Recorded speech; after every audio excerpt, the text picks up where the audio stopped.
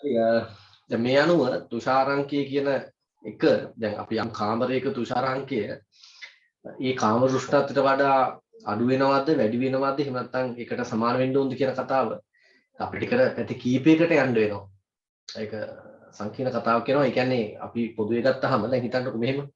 දැන් මේ කාමරේ තියෙනවා අසන්තුෂ්ත වාතය. මේ කාමරේ අසන්තුෂ්ත වාතය නම් මේකේ තුෂාරාංකය මේ උෂ්ණත්වයට වඩා මේ කාම උෂ්ණත්වයට වඩා අඩු වගයක්. පැහැදිලිද? අඩු වගයක්. ඒක වැඩි වගයක් වෙන්නේ නැහැ. මේ කාමරේ තියෙන අසන්තුෂ්ත වාතය නම් මේකට වඩා අඩු වගයක් තමයි මේකෙදි තුෂාරාංකය බවට පත් වෙන්නේ. ඒ කියන්නේ දැන් අපි මේ කාමරේ පීඩනයේ නියතව තියාගෙන කියන තත්ත්වයට තියෙනවා. පීඩනය නියතව තියාගෙන අපි මේකේ උෂ්ණත්වය අඩු කරගෙන ගියොත් එහෙම. පැහැදිලිද? උෂ්ණත්වය අඩු කරගෙන ගියොත් එහෙම සන්තුෂ්ත වෙන තත්ත්වය ලැබෙන්නේ මේ කාම උෂ්ණත්වයට වඩා අඩු උෂ්ණත්වයකදී. හරිනේ කතාව. දැන් මේ කාමරේ උෂ්ණත්වය අඩු කරගෙන යනවා කියන කතන්දරේ අරගෙන ගිහිලා එතෙන්ද ඒකට තුෂාරාංකය සම්බන්ධ කරනවා කියන එකත් එක තමයි මේ අවුල පොඩ්ඩක් ඉන්නේ. එහෙම නැතුව ඇත්තටම කතා කරනවා දැන් මේ කාමරයේ තුෂාරාංකය කියලා කියන්නේ මේ කාම තුෂාරාංකය කියලා කියන්නේ මේ අසන්තුෂ්ත ජල වාෂ්ප පීඩනයම සන්තුෂ්ත වාෂ්ප පීඩනය බවට පත්වන උෂ්ණත්වය. ඒතකොට එහෙම කිව්වම මේක ඉවරයි. ඒක තමයි මේ කතන්දරේ. මේක අර මේ තත්ත්වයට පත් කරන්න යන කන්ඩිෂන් එකත් එක තමයි ටිකක් අවුල් වෙන්නේ වෙන්නේ. වැහැදිලිද? හරි. දැන් මේ කාමරේ තුෂාරාංකය ගත්තොත් එහෙම තුෂාරාංකය අසන්තුෂ්ත කාමරයක් නම් මේක තුෂාරාංකය කාම උෂ්ණත්වයට වඩා අඩු වර්ගයක් කියන එක පැහැදිලිද? ඒක පැහැදිලි. දැන් මේක සන්තුෂ්ත කාමරයක් නම් හිතන්නකෝ දැන් මේක ජල වාෂ්පයෙන් සන්තුෂ්තයි නම්. ඉතින් මේකේ තුෂාරාංකය කියන කතන්දරය ගත්තාම මේකේ තුෂාරාංකය මේ කාම උෂ්ණත්වයම තමයි. මොකද දැන් මේකට තියෙනවා ජල වාෂ්ප ආංශික පීඩනයක්. ඒ පීඩනය සන්තුෂ්ත ජල වාෂ්ප පීඩනයේ බවට පත් වෙලානේ දැන් තියෙන්නේ. එතකොට මේ උෂ්ණත්වයට තේම සන්තුෂ්ත ජල වාෂ්ප පීඩනය වෙලා තියෙන්නේ. එතකොට කාමරයක ජල වාෂ්ප පීඩනය යම් උෂ්ණත්වයකදී සන්තුෂ්ත ජල වාෂ්ප පීඩනය වෙනවා නම් ඒ උෂ්ණත්වය තමයි ඒ කාමරයේ තුෂාරාංකය. දැන් මේ කාමරය සන්තුෂ්තයි නම් මේකේ තියෙන ජල වාෂ්ප පීඩනය සන්තුෂ්ත ජල වාෂ්ප පීඩනය බවට පත් වෙලා තියෙන්නේ. ඒ උෂ්ණත්වය මේ උෂ්ණත්වයමයි. එහෙනම් මේක තුෂාරාංකය. එහෙනම් කාමර උෂ්ණත්වයේ තුෂාරාංකය බවට පත් වෙනවා. කාමරේ ජල වාෂ්පයෙන් සන්තුෂ්ත වෙලා තියෙනවා. පැහැදිලිද? හැබැයි හිතන්න මේ කාමරය සන්තුෂ්ත වෙලා මං ඊටත් වඩා මේක තව උෂ්ණත්වය අඩු කරලා තියෙන කාමරයක් කියලා. දැන් මේකේ කාමර උෂ්ණත්වය 28යි. මේක සන්තුෂ්ත වෙලා තියෙන. දැන් හිතන්න මේක සන්තුෂ්තයි. හරියටම සන්තුෂ්ත වෙච්ච තැන. තවදුරටත් මං උෂ්ණත්වය අඩු කරනවා සෙල්සියස් 20 දක්වා. 28 දී තමයි මේක සන්තුෂ්ත වෙන්නේ. දැන් 28යි මේ 20යි උෂ්ණත්වය. පැහැදිලිද? එතකොට දැන් කාමර උෂ්ණත්වය 20යි. එතකොට මේකේ තුෂාරාංකය වෙන්නේ කීයද? මේකේ තුෂාරාංකය වෙන්නේ එතකොට දැන් අර තත්ත්වයට දෙගත්තාම මේකේ තියෙන ජල වාෂ්පාංශික පීඩනය සන්තුෂ්ත වාෂ්ප පීඩනය බවට පත් වෙන උෂ්ණත්වය ගත්තාම අර සෙල්සියස් 28. පැහැදිලිද? සෙල්සියස් 28. එතකොට එහෙනම් තුෂාරාංකය ගත්තාම ඒක කාම උෂ්ණත්වය වෙන්නත් පුළුවන්, කාම උෂ්ණත්වයට වඩා අඩු වගයක් වෙන්නත් පුළුවන්, කාම උෂ්ණත්වයට වඩා වැඩි වගයක් වෙන්නත් පුළුවන් කියන තර්කය. මේක හරි නේද? දැන් අපි මේ ඔය ආකාර තුනම සඳහන් කරගත්තොත් මෙතන වඩා හොඳයි කියලා මම හිතන්නේ. පැහැදිලිද? හරි. අපි එහෙනම් එතෙන්ට යමු. එතන ලියාගන්න මේ විදිහට අපරකින් අපි අවසානයේ නවත්තපු තැන මම හිතන්නේ වන්දය වඩා කිසියම් පරමාවතන ජල වාෂ්ප ස්කන්ධ වැඩි වීමෙන් තුෂාරාංකය වැඩි වේ කියන කතන්දරය ගියේ නේද? ඒ කාරණේ මෙතන මෙහෙම ලියන්න තරුවදාහට ලියාගන්න. මෙහෙම ලියන්නකෝ යම් අවකාශයක් ජල වාෂ්පයෙන් අසන්තුෂ්ත නම් කියන්නේ යම් අවකාශයක් නැත්නම් කාමරයක් අපි ගමු යම් කාමරයක් ජල වාෂ්පයෙන් අසන්තුෂ්ත නම් යම් කාමරයක් ජල වාෂ්පයෙන් අසන්තුෂ්ත නම් යම් කාමරයක් ජල වාෂ්පයෙන් අසන්තුෂ්ත නම් එහි තුෂාරාංකය යම් කාමරයක් ජල වාෂ්පයෙන් අසන්තුෂ්ත නම් එහි තුෂාරාංකය යම් කාමරයක් ජල වාෂ්පයෙන් අසන්තුෂ්ත නම් ඒ තුෂාරාංකය යම් කාමරයක් ජල වාෂ්පයෙන් අසන්තුෂ්ත නම් එහි තුෂාරාංකය කාම උෂ්ණත්වයට වඩා අඩු වගයකි. ඒක හරි. කාම උෂ්ණත්වයට වඩා අඩු වගයකි. යම් කාමරයක් ජල වාෂ්පයෙන් අසන්තුෂ්ත නම් එහි තුෂාරාංකය කාම උෂ්ණත්වයට වඩා අඩු වගයකි. පැහැදිලිනේ? හරි නේද? යම් කාමරයක් ජල වාෂ්පයෙන් අසන්තුෂ්ත නම් ඒ තුෂාරාංකය කාම උෂ්ණත්වයට වඩා අඩු වගේකි. ඊයන් ඊට පස්සේ යම් කාමරයක් ජල වාෂ්පයෙන් සන්තුෂ්ත නම් යම් කාමරයක් ජල වාෂ්පයෙන් සන්තුෂ්ත නම් යම් කාමරයක් ජල වාෂ්පයෙන් සන්තුෂ්ත නම් ජල වාෂ්පයෙන් සන්තුෂ්ත නම්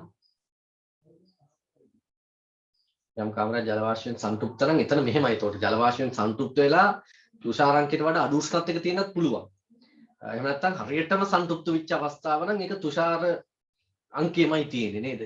එතන ඒක අපිට හරියට ගලපන්න වෙනවා. එහෙනම් සන්තුෂ්ත නම් අපිට ලියන්න වෙන්නේ කාම උෂ්ණත්වයේ තුෂාරාංකය හෝ ඊට වඩා අඩු වගයක් මේ කාම උෂ්ණත්වයට තුෂාරාංකයේ කාම උෂ්ණත්වයේ හෝ ඊට වඩා වැඩි අගයක් වෙන්නත් පුළුවන් කියලා කාර්ය.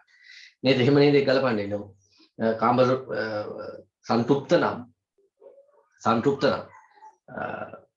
තුෂාරාංකයේ ඒ තුෂාරාංකය කාම උෂ්ණත්වයේ හෝ ඒ තුෂාරාංකය කාම උෂ්ණත්වයේ හෝ ඊට වඩා ඒ තුෂාරාංකය කාම උෂ්ණත්වයේ හෝ ඊට වඩා වැඩි අගයක් විය හැකියි. ඒ තුෂාරාංකයේ කාම උෂ්ණත්වයේ හෝ ඊට වඩා වැඩි අගයක් විය හැකියි. ඒ වැඩි අගයක් වෙන්න පුළුවන්. කාමරේ තුෂාරාංකයට වඩා කූල් කරලා ඒක ලියාගමු. ඒ උෂ්ණත්වයේ මේ තුෂාරාංකයේ කාම උෂ්ණත්වය හෝ කාම උෂ්ණත්වයට වඩා වැඩි අගයක් විය හැකියි. මෙහෙම ලියන්න. තුෂාරාංකයේ කාම උෂ්ණත්වයට වඩා වැඩි අගයක් වන්නේ තුෂාරාංකයේ කාම උෂ්ණත්වයට වඩා වැඩි අගයක් වන්නේ තුෂාරාංකයේ කාම උෂ්ණත්වයට වඩා වැඩි අගයක් වන්නේ තුෂාරාංකයේ කාම උෂ්ණත්වයට වඩා වැඩි අගයක් වන්නේ තුෂාරාංකයේ කාම උෂ්ණත්වයට වඩා වැඩි අගයක් වන්නේ තුෂාරාංකයේ කාම උෂ්ණත්වයට වඩා වැඩි අගයක් වන්නේ කාමරයේ තුෂාරාංකය ඉක්මවා සිසිල් කර ඇති විට. දැන් තේරෙනවද මම කියන්නේ? කාමරයේ තුෂාරාංකය ඉක්මවා සිසිල් කර ඇති විට. කාමරයේ තුෂාරාංකය ඉක්මවා සිසිල් කර ඇති විට. කාමරයේ තුෂාරාංකය ඉක්මවා සිසිල් කර ඇති විට.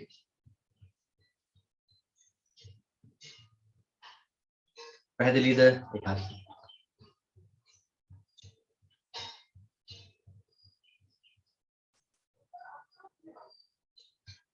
කාමරයේ තුෂාරාංකය ඉක්මවා සිසිල් කර ඇති විට.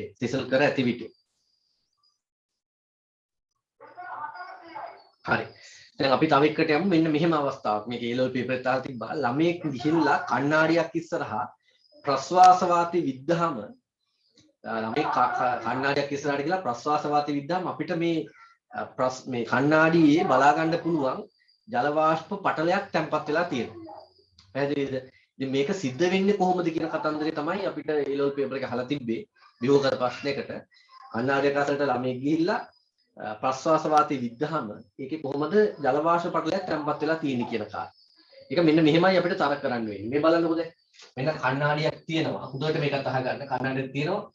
දැන් ඔන්න ළමයෙක් ප්‍රස්වාස වාතය විද්දා කියලා හිතන්න. ප්‍රස්වාස වාතය විද්දා. පැහැදිලිද? ප්‍රස්වාස වාතය විද්දාම මම ඒක මෙහෙම ගන්නම්. මෙන්න ප්‍රස්වාස වාත ගුලිය කියලා හිතන්නකෝ මෙහෙම. මෙන්න ප්‍රස්වාස වාත ගුලිය. පැහැදිලිද? ඔන්න ප්‍රස්වාස වාත ගුලිය. දැන් ප්‍රස්වාස වාත ගුලියේ තියෙන ශරීර උෂ්ණත්වය. මේක ශරීර උෂ්ණත්වයේ තියෙන්නේ ශරීර උෂ්ණත්වයේ සෙල්සියස් 37යි. පැහැදිලිද? ශරීර උෂ්ණත්වයේ තියෙන සෙල්සියස් 37යි. මේකේ තුෂාරාංකය කීයද? මේක තුෂාරාංකය ගත්තොත් එහෙම දැන් මේකේ කාම උෂ්ණත්වය මම ගන්නම්. කාම උෂ්ණත්වය සෙල්සියස් 32යි කියලා අපි හිතමු. සෙල්සියස් 32යි. හොඳට අහගන්න. කාම උෂ්ණත්වය සෙල්සියස් 32යි. කාම උෂ්ණත්වය 32යි. දැන් මෙන්න මේ වාතයේ තුෂාරාංකය අපි ගන්න හදන්නේ. දැන් කාමරයේ තුෂාරාංකය හිතන්න. කාමරයේ තුෂාරාංකය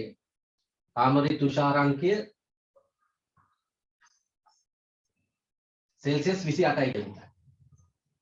කාමරයේ තුෂාරාංකය සෙල්සියස් 28යි. හොඳට මේක තේරුම් ගන්න. කාම උෂ්ණත්වය සෙල්සියස් 28යි. හරිනේ. කාමරයේ අසන්තුෂ්ත තත්ත්වයේ තියෙන්නේ කාමර උෂ්ණත්වය සෙල්සියස් 32යි දැන්. ඒතර කාමරයේ තුෂාරාංකය ගත්තොත් එහෙම සෙල්සියස් 28යි. හරිද? එහෙනම් අපි සෙල්සියස් 28 දී තමයි ඔය පීඩනය යටතේ මේ කාමරයේ තියෙන පීඩනය යටතේම ජල වාෂ්ප මේක සන්තුෂ්ත වෙන්නේ. 28ට අපි පත් කරන්න ඕනේ. පීඩන නියතව තියාගෙන.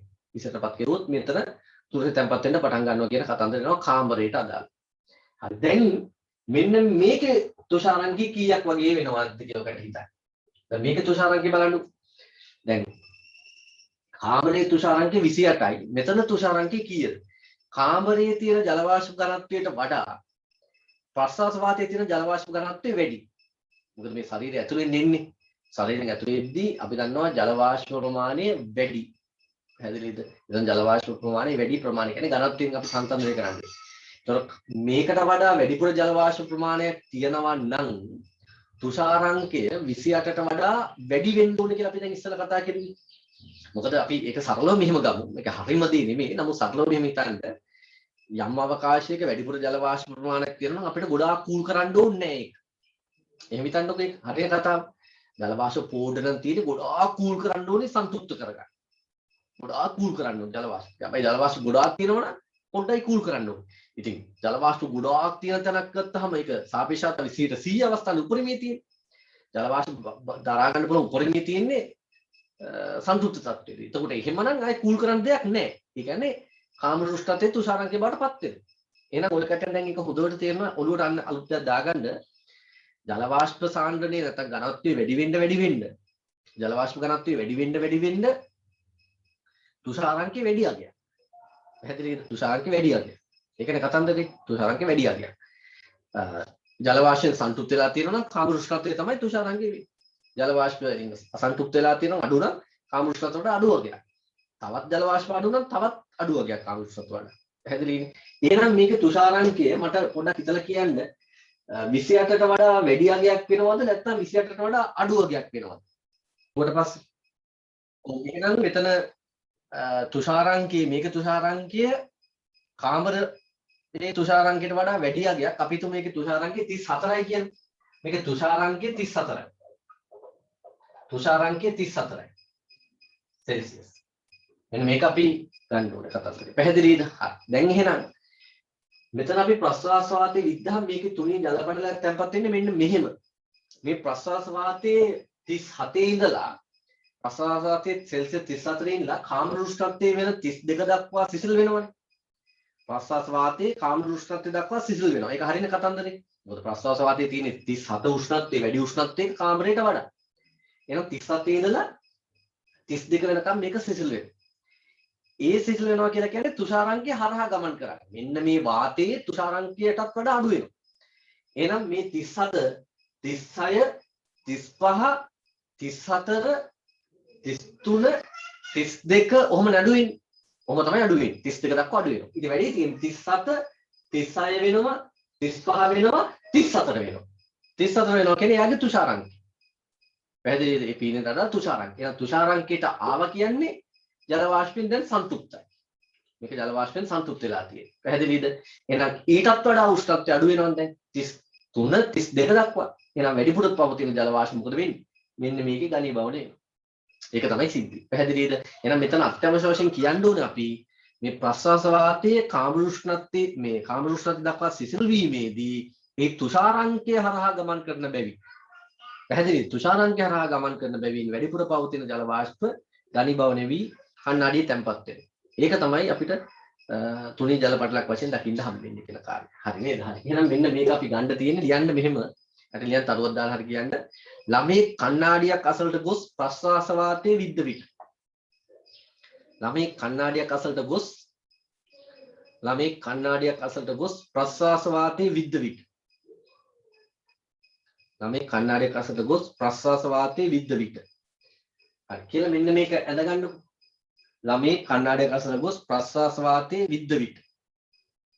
මේ තියෙන කණ්ණාඩිය වෙන කණ්ණාඩිය මේ තියෙන ප්‍රශ්වාස වාත ගුලිය ඒක විදිනවා.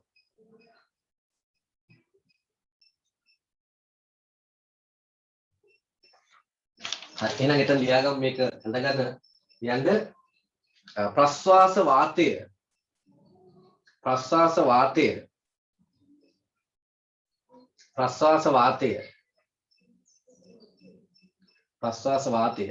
කාමර උෂ්ණත්වය දක්වා ප්‍රශ්වාස වාතයේ කාමර උෂ්ණත්වය දක්වා වරන් දාන්න සෙල්සියස් 36 ඉඳලා ඉතලක් දාන්න 32. ප්‍රශ්වාස වාතයේ කාමර උෂ්ණත්වය දක්වා සෙල්සියස් 37 ඉඳලා 32. කාම්‍ර උෂ්ණත්වය දක්වා සිසිල් වීමේදී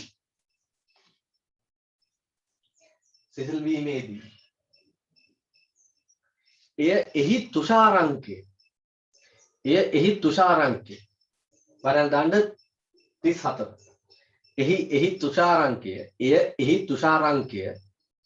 වරල් දාන්න 34 කියලා සෙල්සියස් එහි තුෂාරාංකය වරල් දාන්න 34 හරහා ගමන් කරයි එහි තුෂාරාංකය හරහා ගමන් කරන්නේ ඒක ලියන්න ඕන අනිවාර්යයෙන් එහි තුෂාරාංකය හරහා ගමන් කරයි එබැවින් එහි තුෂාරාංකය හරහා ගමන් කරයි එබැවින් තුෂාරාංකය ඉක්මවා සිසිල් වීමේදී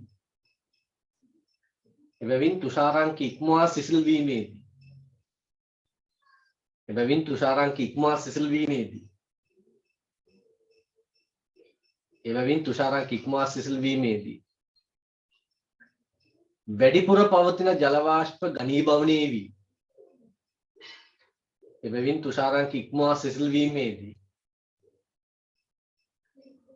වැඩිපුර පවතින ජල වාෂ්ප ඝනීභවනයේ වී එබැවින් තුෂාරාංක ඉක්මවා සිසිල් වීමේදී වැඩිපුර පවතින ජල වාෂ්ප ඝනීභවනයේ වී කණ්ණාඩියේ තුනී ජල පටලයක් ලෙස එය තැන්පත් වේ. වැඩිපුර පවතින ජල වාෂ්ප ඝනීභවනයේ වී එය කණ්ණාඩියේ තුනී ජල පටලයක් ලෙස තැන්පත් වේ. එබැවින් වැඩිපුර පවතින ජල වාෂ්ප ඝනීභවනයේ වී එය කණ්ණාඩියේ තුනී ජල පටලයක් ලෙස තැන්පත් වේ. පැහැදිලි න කතන්දරේ හරි. දැන් මෙතන මම දන්නවා යම් පොඩි අවුලක් තියෙනවා නම් ඔයකට මෙන්න මේ ටික ඔළුවේ තියාගත්තත් ඇති. තුෂාරාංකය කියන කතන්දරේ අර්ධකීමක් තියෙනවා. ඒක ඔළුවට දාගත්තත් නැතත් කමක් නැහැ. තුෂාරාංකය කියන කතාවක් තියෙනවා. මෙන්න මෙහෙම ඔළුවට දාගන්න යම්කිසි කාමරයකට තුෂාරාංකයක් කියලා එකක් තියෙනවා. ඒක අපි දන්නවා දැන්. ඒක ඔළුවේ තියෙනවා. ඒක වෙනම තියාගන්න ඔළුවේ. ඒතර මේ තුෂාරාංකය ඉක්මවා සිසිල් වීමේදී වැඩිපුර පවතින ජල වාෂ්ප ඝනීභවන වෙනවා කියලා ඔළුවේ තියාගන්න. පැහැදිලිද? වැඩිපුර පවතින ජල වාෂ්ප ඝනීභවන වෙනවා. ඒ වගේම තුෂාරාංකයේ අගය වැඩි වෙනවා ජල වාෂ්ප ඝනත්වය වැඩි වීමත් එක්ක කියලා ඔළුවේ තියාගන්න. ඒ ටික තිබ්බනම් ඇති මෙච්චර මම උගන්වපු දේවල් ටික ඒ සානාංශගත කරගත්තා නම් ඇති. මම හිතන්නේ විභාගයේ තුෂාරාංක කියන කුමක්ද කියන කතාව මේ තියෙන මතභේදයත් එක්ක අහයි කියලා. පැහැදිලිද? මේ මතභේදයත් එක්ක අහයි කියන කතාන්දරේ මම හිතන්නේ නැහැ. මොකද ඒක තාම හරියට කන්ෆර්ම් කරගෙන නැහැ නේ කට්ටිය. ඒ නිසා ඒක ගැන වැඩි හිතන්න එපා. නමුත් අර්ධකීම් වශයෙන් අරක මම දුන්න එක හරි ඒක තෝරගන්න ඒක පාඩම් කරගත්තට කමක් නැහැ. නැතත් කමක් නැහැ. හරිද? මේ තාර්ථයේ තේරුම් ගමු තුෂාරාංක ඉක්මවා සිසිල් කිරීමේදී වැඩිපුර පවතින ජල වාෂ්ප ඝනීභවනය වෙනවා. ඒ වගේම ජල වාෂ්ප ඝනත්වය වැඩි වෙනවා කියලා කියන කතන්දරේ ගත්තා මේ කාමරයට වඩා මෙතන ජල වාෂ්ප ඝනත්වය වැඩි නම් තුෂාරාංකයේ ඒකට වඩා වැඩි කියන එකත් ඔළුවේ තියාගන්න. පැහැදිලිද? හරි. මේකත් එක්ක අපිට දැන් එන්න පුළුවන් සාපේක්ෂතාවයට තව අර්ථයක් වීමක්. අපි සාපේක්ෂතාවයේ අර්ථ දක්වුවා කැපිටල් T උෂ්ණත්වයේ V පරිමාවක ජල වාෂ්ප ආංශික පීඩනයේ බෙදීම එම T උෂ්ණත්වයේ V පරිමාව සංතෘප්ත විට ජල වාෂ්ප පීඩනය සංතෘප්ත ජල වාෂ්ප පීඩනය කියලා මතක ඇතිනේ. හරි. මම ඒක ලියුවොත් එහෙම ලියන්න පුළුවන් සාපේක්ෂතාවයේ සමානයි වෙන බලන්න සාපේක්ෂ ආර්ද්‍රතාව සමානයි T උෂ්ණත්වයේදී V පරිමාවේ ජල වාෂ්ප ආංශික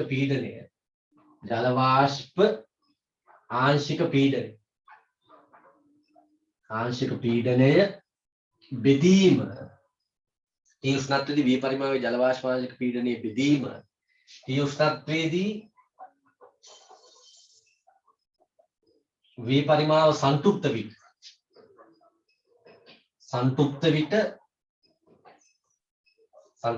ජල වාෂ්ප පීඩනය කියන කාරණේ නැත්නම් සංතෘප්ත ජල වාෂ්ප පීඩනය. පැහැදිලිද? හරි. නැත්නම් T උෂ්ණත්වයේදී ජල වාෂ්පයේ සංතෘප්ත ජල වාෂ්ප පීඩනය. සංතෘප්ත විට ජල වාෂ්ප පීඩනය. නැත්නම් T උෂ්ණත්වයේදී සංතෘප්ත ජල වාෂ්ප පීඩනය කියලා. T උෂ්ණත්වයේදී සංතෘප්ත ජල වාෂ්ප පීඩනය. සංතෘප්ත ජල වාෂ්ප පීඩනය. මම පොඩි ඔලියක් වාෂ්ප පීඩනය. මේකේ ප්‍රතිශතයෙන් 100%. හරි. දැන් මේක අපිට වෙනස් කරගන්න පුළුවන් තව විදිහකට T උෂ්ණත්වයේදී V පරිමාවයේ ජල වාෂ්ප ආංශික පීඩනය. දැන් හිතන්න මේ කාමරයේ ජල වාෂ්ප ආංශික පීඩනයයි ඒක සමාන වෙනව නේද මේ කාමරයේ තුෂාරාංකයේදී ජල වාෂ්ප පීඩනයට. ඒකනේ කතන්දර අපි කොට පීඩනයේ නියත විතරනේ මේ තුෂාරාංකයක් ගැන කතා කරන්නේ. පැහැදිලිද? හරි. දැන් අපි අර ඉස්සර උදාහරණයක් ගත්තේ.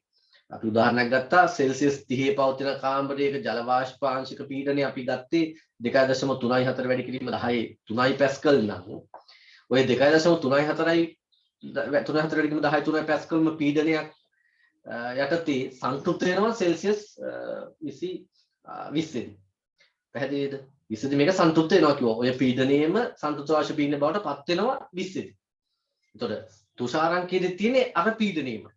එහෙනම් මේ කාමරයේ තුෂාරාංකයේදී තියෙන්නේ මේ ජල වාෂ්පයේ ආංශික පීඩනයම. ඒ නිසා මට මේ උඩ ලියන්න පුළුවන් T උෂ්ණත්වයේදී V පරිමාවයේ ජල වාෂ්ප ආංශික පීඩනය වෙනුවට තුෂාරාංකයේදී ජල වාෂ්පයේ ආංශික පීඩනය. තුෂාරාංකයේදී ජල වාෂ්පයේ ආංශික පීඩනය. මොකද තුෂාරාංකයේදී තියෙන්නේ මේ පීඩනයම. ඒක තමයි අර්ථ දැක්වීම. තුෂාරාංකයේදී තියෙන්නේ මේ පීඩනයම. එහෙනම් යට කතන්දරේ එහෙමමයි. පැහැදිලිද? හරි. එහෙනම් මෙතන මේක ලියන්න පුළුවන් T උෂ්ණත්වයේදී V පරිමාවයේ ජල වාෂ්ප ආංශික පීඩනය වෙනුවට තුෂාරාංකයේදී සංතෘප්ත ජල වාෂ්ප පීඩනය කියලා. තුෂාරාංකයේදී උකට ලියන්න එපා. තුෂාරාංකයේදී संतृप्त जल वाष्प पीडन. संतृप्त जल वाष्प पीडन. बेदीम T उष्णत्वेदी संतृप्त जल वाष्प पीडन. T उष्णत्वेदी संतृप्त जल वाष्प पीडन. संतृप्त जल वाष्प पीडन. वरक सीटसी හරි නේද? හරි. අපි ඒක ගමු.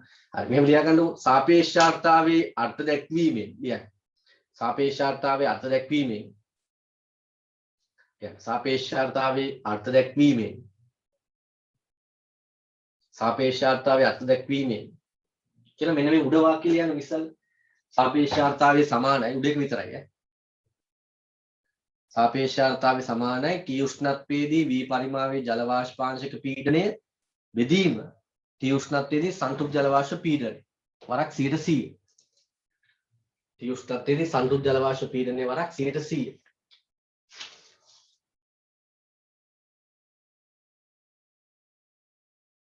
උඩ එක මුලින්ම ලියන්නේ යට එක ලියන්න එපා තාම.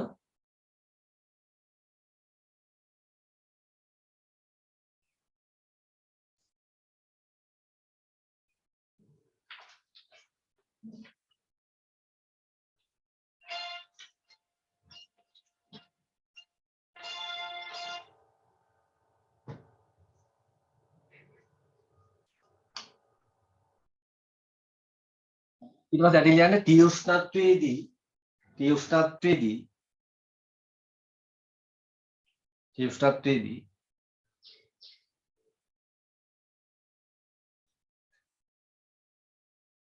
T උෂ්ණත්වයේදී V පරිමාවයේ ජල වාෂ්ප ආංශික පීඩනය හා T උෂ්ණත්වයේදී V පරිමාවයේ ජල වාෂ්ප ආංශික පීඩනය හා T උෂ්ණත්වයේදී V පරිමාවයේ ජල වාෂ්ප ආංශික පීඩනය හා T උෂ්ණත්වයේදී V පරිමාවයේ ජල වාෂ්ප ආංශික පීඩනය හා තුෂාරාංකයේදී සංතෘප්ත ජල වාෂ්ප පීඩනය. තුෂාරාංකය කිව්වොත් කොහොමද සංතෘප්තයි?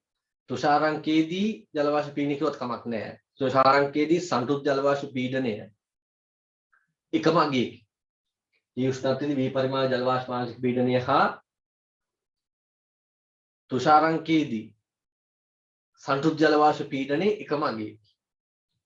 තුෂාරාංකයේදී සංතෘප්ත ජල වාෂ්ප පීඩනය එකම අගයකි.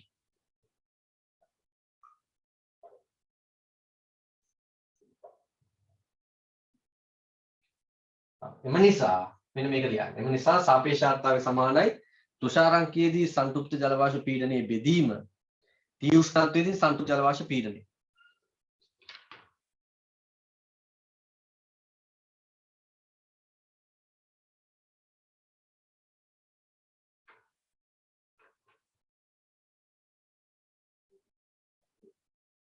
පැහැදිලිද? හරි. ඔන්න ඒ කාරණේ හරි. එහෙනම් අපි ගමු ඊළඟට මේ උෂ්ණත්වය සමග නිරපේක්ෂාර්ථාවය සහ සාපේක්ෂාර්ථාව විචලනයේ ප්‍රස්තාරගත කරන්න හදන්නේ. ලියන්න මාතෘකාව උෂ්ණත්වය සමග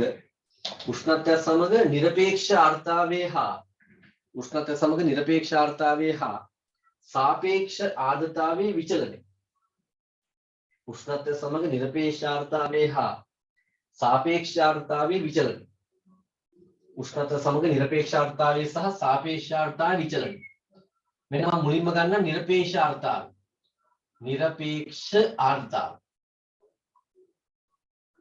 නිරපේක්ෂ ආර්ද්‍රතාවය උෂ්ණත්වයත් එක්ක වෙනස් වෙන ආකාරය ප්‍රස්තාර කරනවා. උෂ්ණත්වය. ඔන්න උෂ්ණත්වය. පැහැදිලිද? හරි. මේකේ තෝරගන්න තියෙන්නේ මේක නිරපේක්ෂ ආර්ද්‍රතාවය. මම පොඩ්ඩක් මේ බෝඩ් එක යටට දාගන්න උඩට ගන්න. හරි. මේක නිරපේක්ෂ ආර්ද්‍රතාවය.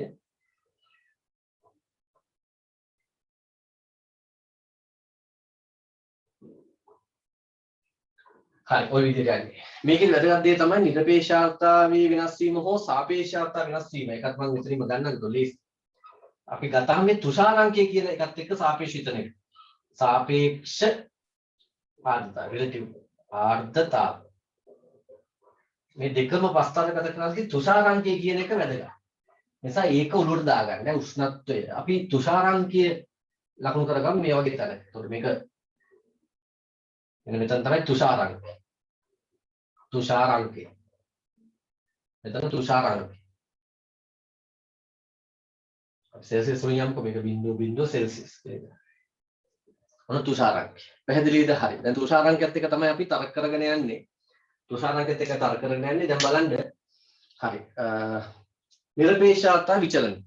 නිරපේක්ෂාර්ථතාවය කියලා කියන්නේ ඒකක පරිමාවක පවතින ජල වාෂ්ප ස්කන්ධයනේ. ඒකක පරිමාවක පවතින ජල වාෂ්ප ස්කන්ධය. ඒකක පරිමාවක පවතින ජල වාෂ්ප ස්කන්ධය තුෂාරාංකයට පස්සේ මේ අඩු උෂ්ණත්වවලදී මේක සන්තුෂ්ත වෙලා තියෙන්නේ. සන්තුෂ්ත වෙලා තියෙනවා. මේ කාමරය ගැන හිතන්නකො. කාමරය ගැන හිතමු. කාමරේ තුෂාරාංකයට වඩා සිසිල් වෙනා නම් මේක සන්තුෂ්තයි. තුෂාරාංකයට වඩා වැඩි උෂ්ණත්වවලදී මේක අසන්තුෂ්තයි. ඒ කියන්නේ තීර ජල වාෂ්ප ප්‍රමාණය තියෙනවා. ඒකෙන් අසන්තුෂ්ත තත්ත්වය ඇවිල්ලා තියෙනවා. හරි. මේකේ යම් ජල වාෂ්ප ස්කන්ධ තියෙනවා. මට පොඩක් කියන්න තුෂාරාංකයට වඩා වැඩි උෂ්ණත්වවලදී උෂ්ණත්වය කොච්චර වැඩි කෙරුවත් මේකේ ඒකක පරිමාවක පවතින ජල වාෂ්ප ස්කන්ධය වෙනස් වෙනවද? නැහැ. දැන් මේ කාමරේ අසන්තුෂ්ත නම් කාමරේ තියෙන ජල වාෂ්ප කිලෝ එක නම් මම කොච්චර තව උෂ්ණත්වය වැඩි කෙරුවත් තියෙන ජල වාෂ්ප ස්කන්ධය කිලෝ එකමයි නේද? ඒ නිසා ඒකක පරිමාවක පවතින ජල වාෂ්ප ස්කන්ධයත් නියතගයක්. ඒ නිසා තුෂාරාංකයට වඩා වැඩි උෂ්ණත්ව සඳහා නිරපේක්ෂාර්ථතාවයේ නියත අගයක්. ඔන්නෝම නියත අගයක්. මේක මම හිතන්නේ තේරෙනවා. හරිනේ. අපි උෂ්ණත්වය කොච්චර වැඩි කෙරුවත් මේ කාමරයේ තියෙන ජල වාෂ්ප වල ස්කන්ධය වෙනස් වෙන්නේ නැහැ. හැබැයි මේ කාමරයේ දැන් තුෂාරාංකයේ තියෙන එකක් කියලා හිතන්න. මේ කාමරේ තුෂාරාංකයේ තියෙන.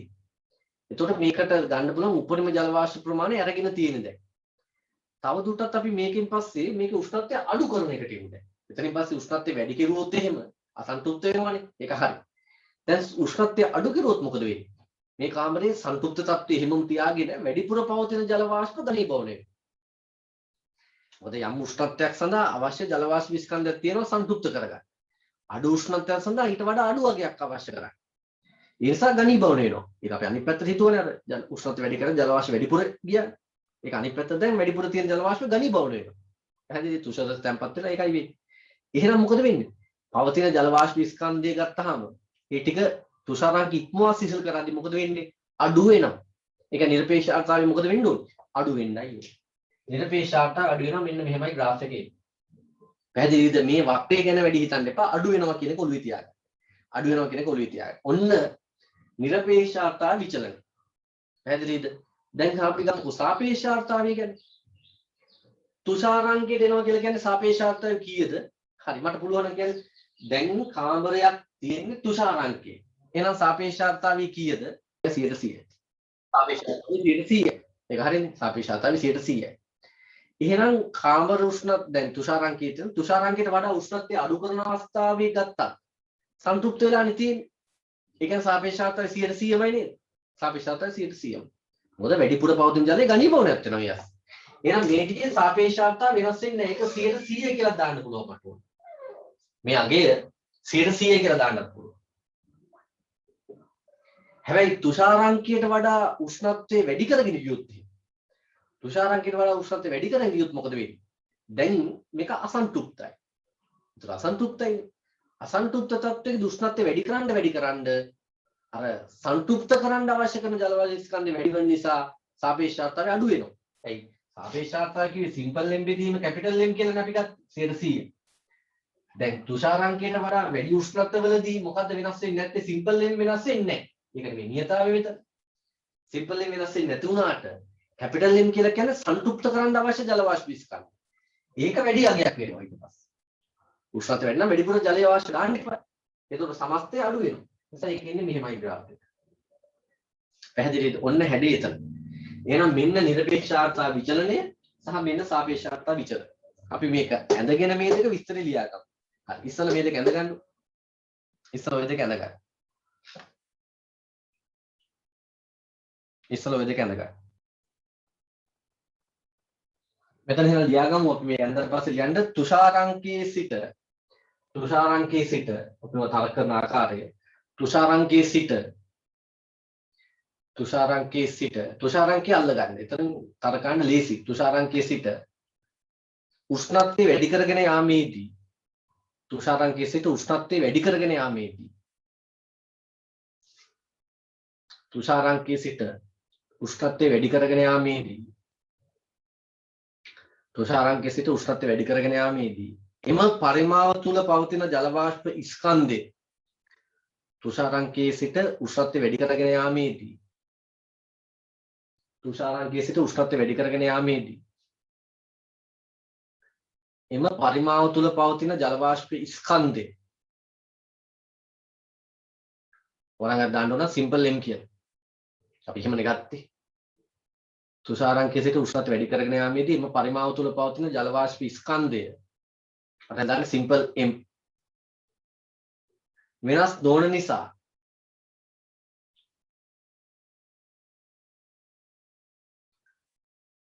පරිමාව පවතින ජල වාෂ්ප ස්කන්ධයේ සිම්පල් M වෙනස් නොවන නිසා නිරපේක්ෂාර්ථාවී නියතව පවතී. නිරපේක්ෂාර්ථාවී ඊයන්ගේ දිගටම තියෙනවා. නිරපේක්ෂාර්ථාවී නියතව පවතී. නිරපේක්ෂාර්ථාවී නියතව පවතී.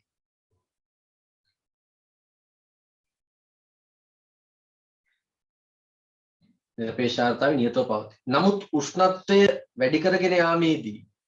නමුත් උෂ්ණත්වය වැඩි කරගෙන යාමේදී ඒ කියන්නේ තුෂාරාංකිත. නමුත් උෂ්ණත්වය වැඩි කරගෙන යාමේදී එම පරිමාව සන්තුෂ්ත කිරීමට අවශ්‍ය ජල වාෂ්ප ස්කන්ධය එම පරිමාව සන්තුෂ්ත කිරීමට අවශ්‍ය ජල වාෂ්ප ස්කන්ධය එම පරිමාව සන්තුෂ්ත කිරීමට අවශ්‍ය ජල වාෂ්ප ස්කන්ධය වරන්දාන කැපිටල් M.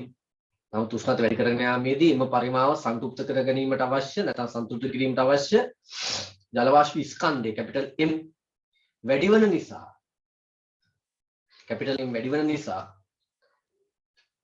සාපේක්ෂාර්ථාවය අඩු වේ.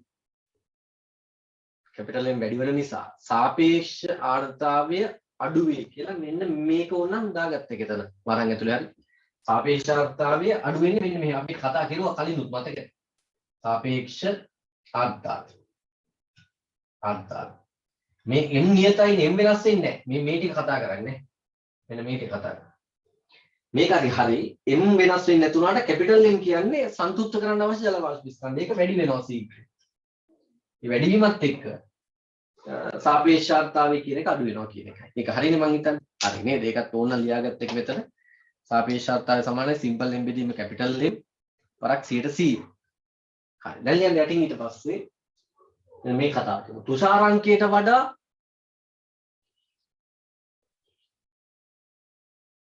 තුෂාරාංකයට වඩා උෂ්ණත්වය අඩු කිරීමේ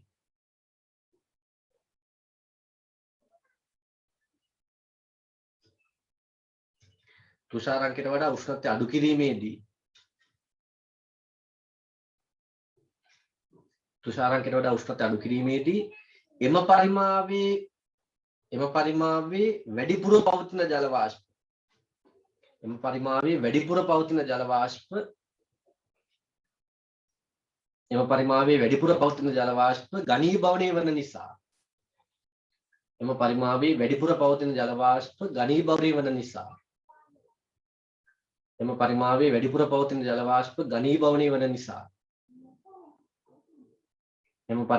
වැඩිපුර පවතින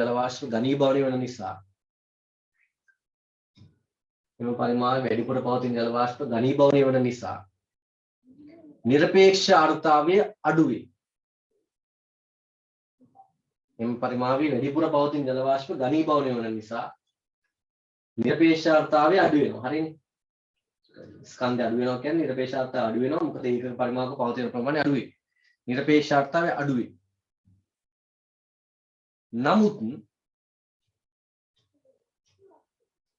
නමුත් තුෂාරාංකයට වඩා අඩු උෂ්ණත්වවලදී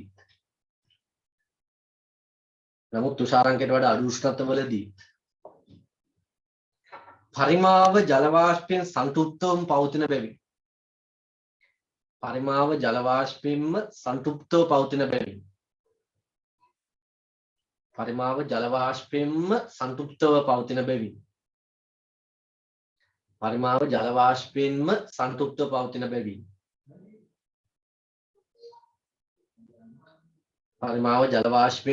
සන්තුෂ්තවම පවතින බැවින් සාපේක්ෂ ආර්ද්‍රතාවයේ 100%ම නියතව පවතී. පරිමාව ජල වාෂ්පයෙන් සන්තුෂ්තවම පවතින බැවින් සාපේක්ෂ ආර්ද්‍රතාවයේ 100%ම පවතී. පැහැදිලිද? හරි. එහෙනම් මෙන්න මේකත් තේරුම් ගන්න. යම් කිසි අවස්ථාවක සාපේක්ෂ ආර්ද්‍රතාවයේ නියතව පවතිනවා කියලා කියන්නේ ඒකෙදි හේතු තුනක් තියෙන්න පුළුවන්. සාපේක්ෂ ආර්ද්‍රතාවය වෙනස් වෙන්නේ නැහැ කියලා කිව්වොත් එහෙම. එකක් තමයි සාපේක්ෂ ආර්ද්‍රතාවය වෙනස් වෙන්නේ නැහැ, උෂ්ණත්වය වෙනස් වෙන්නේ නැත්තම්. දැන් උදාහරණයක් හිතන්නකෝ මේ කාමරේ උෂ්ණත්වය වෙනස් වෙන්නේ නැත්තම් සාපේක්ෂ ආර්ද්‍රතාවය වෙනස් වෙන්නෙම නැහැ. පැහැදිලිද? එතකොට සාපේක්ෂ ආර්ද්‍රතාවය වෙනස් වෙන්නේ නැහැ කියන කතාව අපිට කිය හැකියි. සාපේක්ෂ ආර්ද්‍රතාවය වෙනස් වෙන්නේ නැහැ මේ කාමරය. එතකොට මේ කාමරය කියන්නේ මේ පරිමාව එහෙම නියතව තියාගන්න ඕනේ. මේ පරිමාව යටතේ තියෙන. හරිද? හරි. උෂ්ණත්වය වෙනස් වෙන්නේ නැත්නම් සාපේක්ෂ ආර්ද්‍රතාවය වෙනස් වෙන්නේ නැහැ. තව එකක් තමයි සාපේක්ෂ ආර්ද්‍රතාවය වෙනස් වෙන්නේ නැති කාරණා තමයි මෙන්න මේ කතන්දරේ. මේ බලන්න. සාපේක්ෂ ආර්ද්‍රතාවය වෙනස් වෙන්නේ නැහැ මෙන්න මේ ප්‍රදේශය. අපිට පැහැදිලි එක 100% සාපේක්ෂ ආර්ද්‍රතාවය. ඒතකොට යම් දෙන ලද පරිමාව කියලා මම මේ කියන්නේ. යම් දෙන ලද පරිමාවක සාපේක්ෂ ආර්ද්‍රතාවය වෙනස් වෙන්නේ නැහැ මෙන්න මේ தත්ත්වය. මොකද මේ தත්ත්වය? ඒ කියන්නේ තුෂාරාංකයට වඩා අඩු උෂ්ණත්වය. එහෙනම් යම් කාමරයක යම් පරිමාවක තුෂාරාංකයට වඩා උෂ්ණත්වය අඩු කෙරුවත් තුෂාරාංකයේ ඉක්මවා නොවන පරිදි උෂ්ණත්වය වැඩි කෙරුවත් ඒ කියන්නේ මෙතන වගේ ඉඳලා මෙතෙන් උෂ්ණත්වය වැඩි කෙරුවොත් අවුලක් නැහැ. මෙතන ඉඳලා මෙතෙන් උෂ්ණත්වය වැඩි කෙරුවොත් මෙහින් ඉඳලා මෙහාට උෂ්ණත්වය අඩු කෙරුවොත් මේ කලාපයේ මොන සෙල්ලම දැම්මත් සාපේක්ෂ ආර්ද්‍රතාවය 100%යි. ඒ නිසා දෙන ලද පරිමාවක සාපේක්ෂ ආර්ද්‍රතාවයේ නියතව පවතිනවා එකක් තමයි උෂ්ණත්වය වෙනස් නොවන විට. හරිද? අනිත් එක තමයි තුෂාරාංකයට වඩා උෂ්ණත්වය අඩු කරන විට එහෙම නැත්නම් තුෂාරාංක ඉක්මවා නොවන පරිදි උෂ්ණත්වය වැඩි කරන විට. ඉක්මවා නොවන පරිදි මෙතෙන් එන්න පුළුවන්. හැබැයි එතනින් පස්සේ බෑ. ඒකත් ඔළුවේ තියාගන්න. පැහැදිලිද? දැන් තේරෙන්නේ නැති භෞතික විද්‍යාවේ අර ගැඹුර තර්ක කරද්දී ඔය ගැන තේරෙන්නේ නැති නිකන් අමුතු විදිහට අපේ මොලේ හැදෙනවා කියලානේ. බලන්නකෝ අපි නිකන් ඔය වෙන විෂයක් කරනවා වගේ නෙමෙයි මෙතන. මේකේදී හොඳ තර්කයක් තියෙනවා.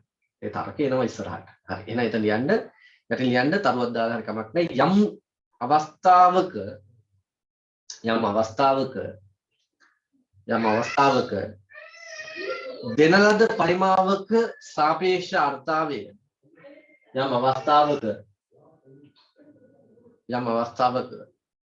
දෙන ලද පරිමාවක සාපේක්ෂ ආර්ද්‍රතාවය දෙන ලද අවස්ථාවක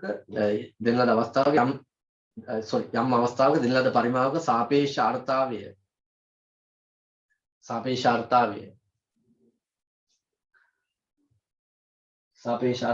නියතව පැවතීමට සාපේක්ෂාර්ථාවේ නියතව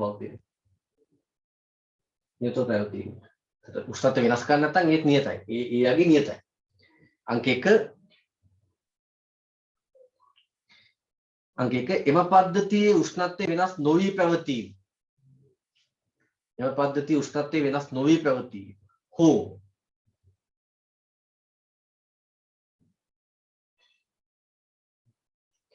එම පද්ධති උෂ්ණත්වය වෙනස් නොවි පැවතීම. හෝ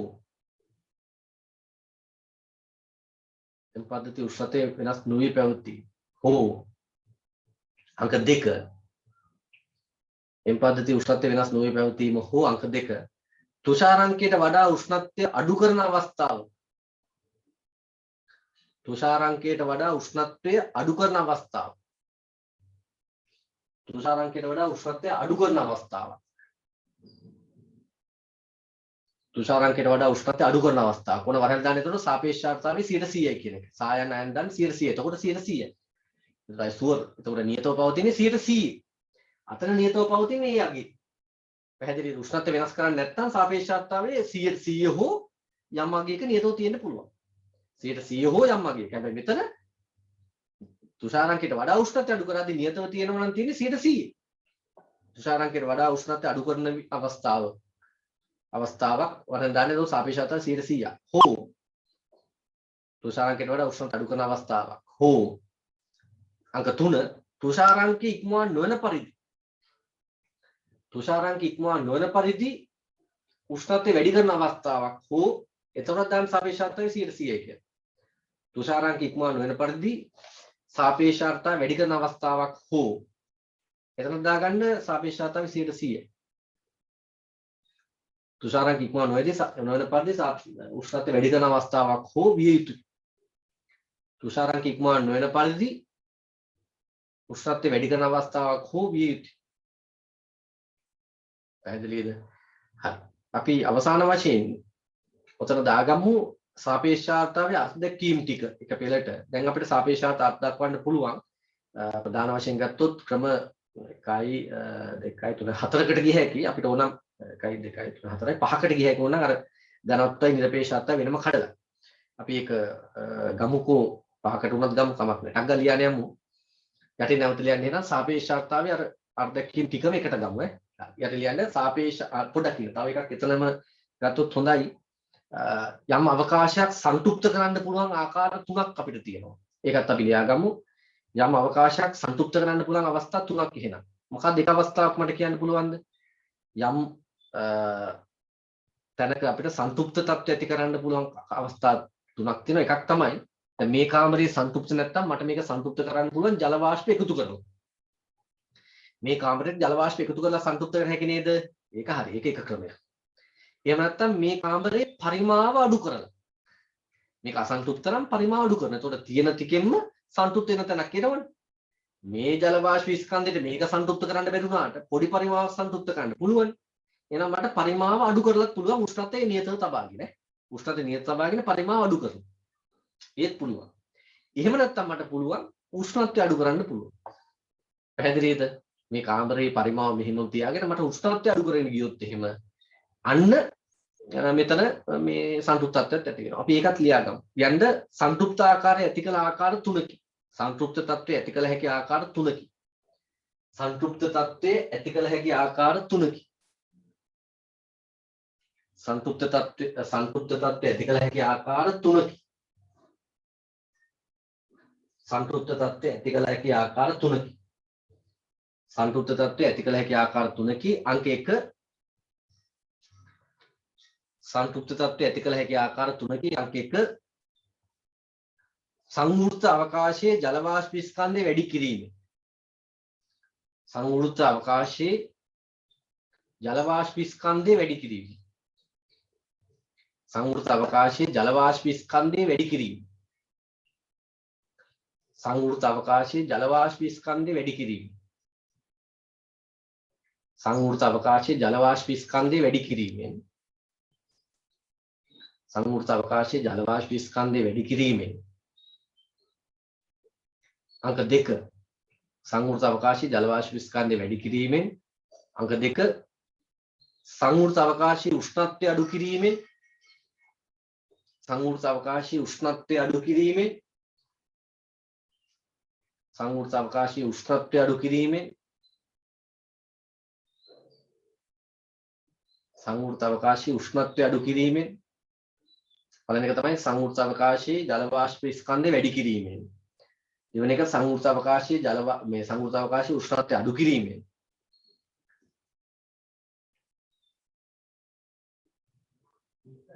ඊළඟ තුන්වෙනි එක නියත උෂ්ණත්වය යටතේ පරිමාව අඩු කිරීම. නියත උෂ්ණත්වය යටතේ පරිමාව අඩු කිරීම. එතන නියත උෂ්ණත්වය යටතේ කියලා හදාගන්න. කියනවා. නියත උෂ්ණත්වය යටතේ පරිමාව අඩු කිරීම. නියත උෂ්ණත්වය යටතේ පරිමාව අඩු කිරීම. නියත උෂ්ණත්වය යටතේ පරිමාව අඩු කිරීම. නියත උෂ්ණත්වය යටතේ පරිමාව අඩු කිරීම. හරි නේද? හරි. එහෙනම් අපි අර කතාව මෙලි ඉවර කරගමු. සාපේක්ෂතාවය සඳහා අර්ධකීම් ටික ලියන්න මුලින්ම සාපේක්ෂතාවයේ සමානයි කෙටි ලියන්න.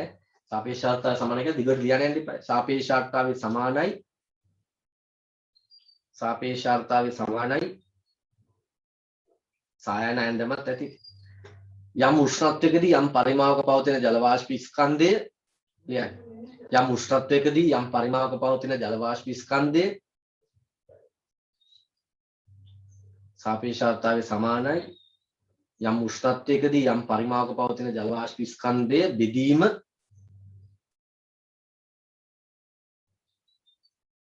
යම් උෂ්ණත්වයකදී යම් පරිමාවක පවතින ජල වාෂ්ප ස්කන්ධය බෙදීම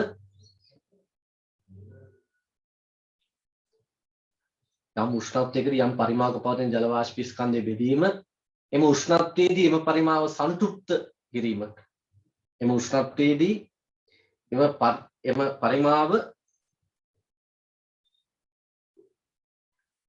යම් උෂ්ණත්වයේදී යම් පරිමාවක පවතින ජල වාෂ්ප ස්කන්ධයේ බෙදීම එම උෂ්ණත්වයේදී එම පරිමාව සංතෘප්ත කර ගැනීමට අවශ්‍ය එම උෂ්ණත්වයේදී එම පරිමාව සංතෘප්ත කර ගැනීමට අවශ්‍ය ජල වාෂ්ප ස්කන්ධය වරක් 100%. එම උෂ්ණත්වයේ එම පරිමාව සංතෘප්ත කර ගැනීමට අවශ්‍ය ජල වාෂ්ප ස්කන්ධය වරක් 100%.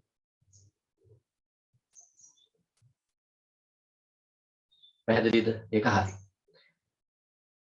සාපේක්ෂතාව සමානයි යම් උෂ්ණත්වයකදී යම් පරිමාවක පවතින ජල වාෂ්ප ස්කන්ධයේ බෙදීම එම උෂ්ණත්වයේ පරිමාව සංතෘප්ත කර ගැනීමට අවශ්‍ය ජල වාෂ්ප ස්කන්ධ වරක් 100%.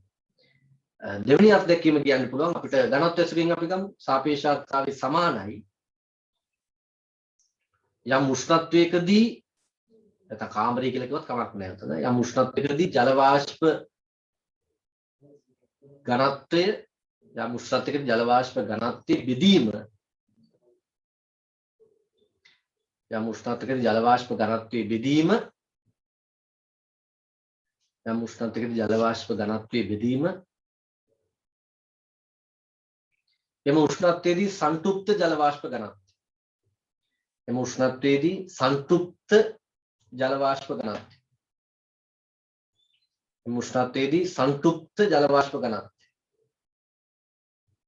එම උෂ්ණත්වයේදී සංතෘප්ත ජල වාෂ්ප ඝනත්වය වරක් 100%. යම් උෂ්ණත්වයකදී ජල වාෂ්ප ඝනත්වයේ බෙදීම එම උෂ්ණත්වයේදී සංතෘප්ත ජල වාෂ්ප ඝනත්වය වරක් 100%. සාපේක්ෂතාවයේ තව එකක් ගන්න එහෙනම් සාපේක්ෂතාවය සමානයි යම් උෂ්ණත්වයකදී නිරපේක්ෂ ඝන ආර්ද්‍රතාවයේ මේ කාමරේ නිරපේක්ෂ ආර්ද්‍රතාවය යම් උෂ්ණත්වයකදී නිරපේක්ෂ ආර්ද්‍රතාවය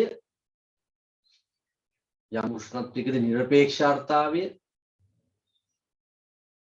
ඇබ්සලූට් හියුමිඩිටි කියලා කියනවා යම් උෂ්ණත්වයක නිරපේක්ෂ ආර්ද්‍රතාවයේ බෙදීම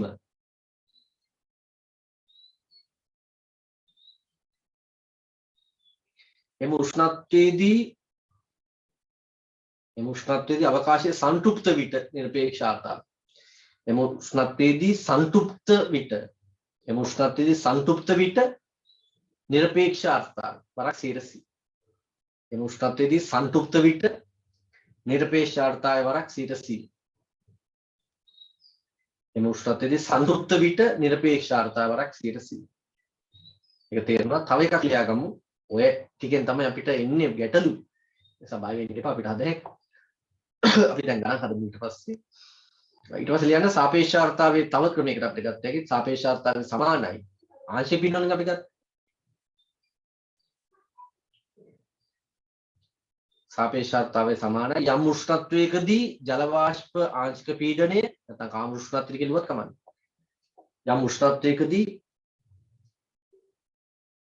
ජල වාෂ්ප ආංශික පීඩනය සාපේක්ෂ ආර්ද්‍රතාවය සමානයි යම් උෂ්ණත්වයකදී ජල වාෂ්ප ආංශික පීඩනය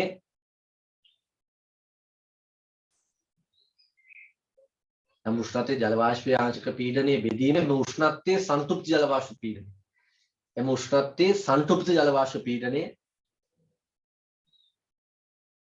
එම උෂ්ණත්වයේ සංතෘප්ත ජල වාෂ්ප පීඩනය වඩා 100%.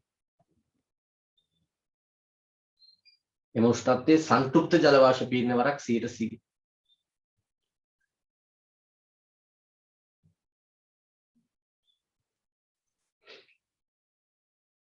පැහැදිලිද?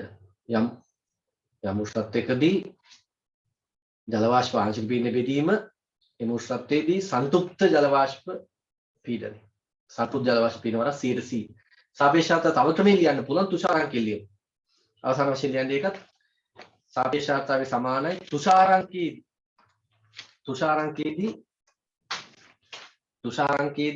සංතෘප්ත ජල වාෂ්ප පීඩනය සාපේක්ෂ ආර්ද්‍රතාවය සමානයි තුෂාරාංකයේදී संतृप्त जल वाष्प पीडनය तुषारांकයේදී संतृप्त जल वाष्प पीडනයක් ඈ तुषारांकයේදී संतृप्त जल वाष्प पीडනය तुषारांकයේදී संतृप्त जल वाष्प पीडනය බෙදීම ඒක ඊට පස්සේ ලියන්න ටිකක් අර ගැටලු වෙනවා අපි ඒක කාම උෂ්ණත්වයේදී संतृप्त जल वाष्प पीडනය කියලා ගමු කාම උෂ්ණත්වයේදී संतृप्त जल वाष्प पीडනය වරක් 100%. तुषारांकයේදී සංතෘප්ත වාෂ්ප පීඩනය බෙදීම T උෂ්ණත්වයේදී සංතෘප්ත ජල වාෂ්ප පීඩනය කිව්වත් කමක් නැහැ. නැත්නම් කාම උෂ්ණත්වයේදී සංතෘප්ත ජල වාෂ්ප පීඩනය. කාම උෂ්ණත්වයේදී සංතෘප්ත ජල වාෂ්ප පීඩනය වරක් 100%. තුෂාරාංකයේදී සංතෘප්ත ජල වාෂ්ප පීඩනය බෙදීම කාම උෂ්ණත්වයේදී සංතෘප්ත ජල වාෂ්ප පීඩනය වරක් 100%. කාම උෂ්ණත්වයේදී සංතෘප්ත වාෂ්ප පීඩනය වරක් 100%.